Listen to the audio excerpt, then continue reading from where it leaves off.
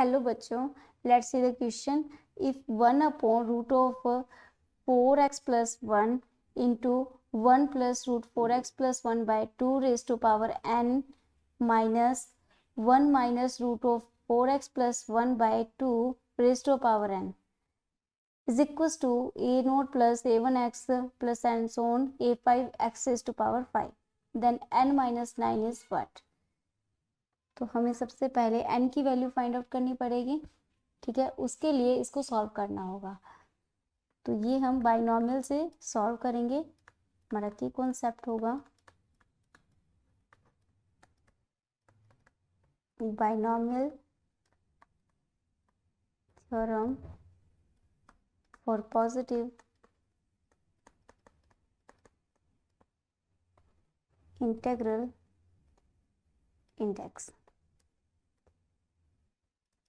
वो हमारे पास होती है x plus a raise to power n का एक्सपेंशन जो होगा n C 0 x raise to power n minus 0 a raise to power 0 n C 1 x raise to power n minus 1 a raise to power 1 and so on plus n C n x raise to power n minus n A raise to power n.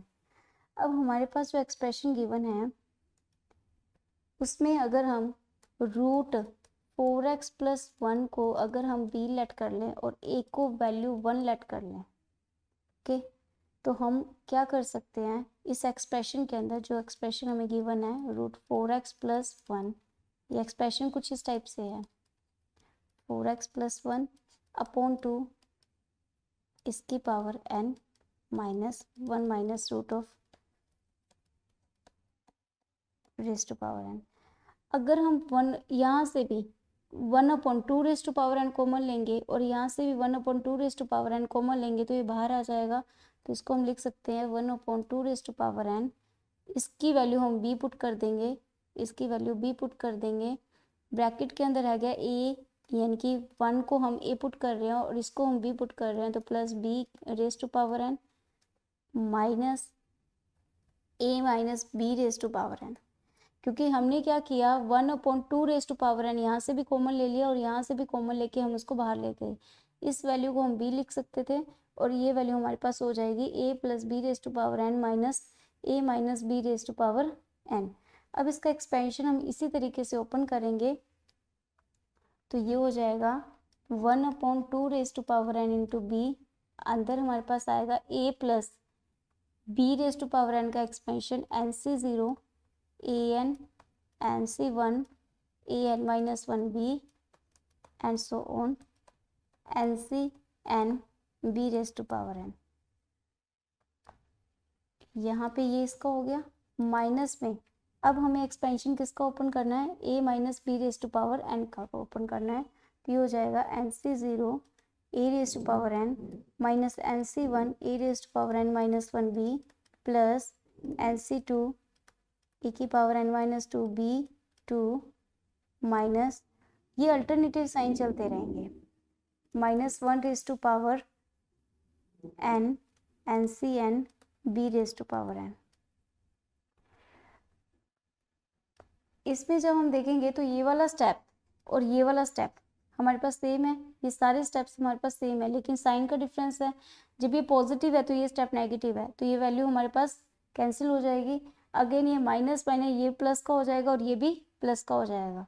तो यहाँ हमारे पास value आएगी 1/2 raise to power n b. कुछ step cancel हो जाएंगे और कुछ step हमारे पास 2 टाइम्स आएंगे जो कि हमारे पास और स्टेप होंगे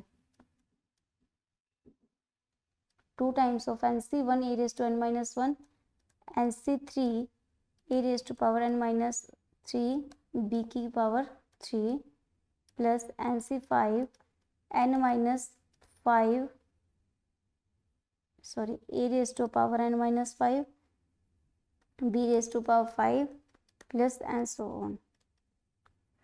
यहाँ तक जब तक हमारा n ओड होगा तब तक चलेगी टर्म. 2 से 2 कैंसिल करके 2 raise to power n minus 1 b. अब यहाँ पे स्टेप्स हमारे पास आ गए a raise to power n minus 1 b 3 a की पावर n माइनस 3 b की पावर 3 c5 a की power n minus 5 b5 7 a की पावर n माइनस 7 बी की power 7 plus n C 9 a की पावर n माइनस 9 बी की power 9 n C 11 a की power n minus 11 और B की power 11 13 ए की पावर n माइनस 13 बी की power 13 and so on. अब हमारे पास जो ये एक्सप्रेशन है, ये वाला पूरा कंप्लीट एक्सप्रेशन था, ये वाला, ये हमारे किसके इक्वल था, इसके इक्वल था, यानी कि हायर डिग्री 5 के इक्वल था।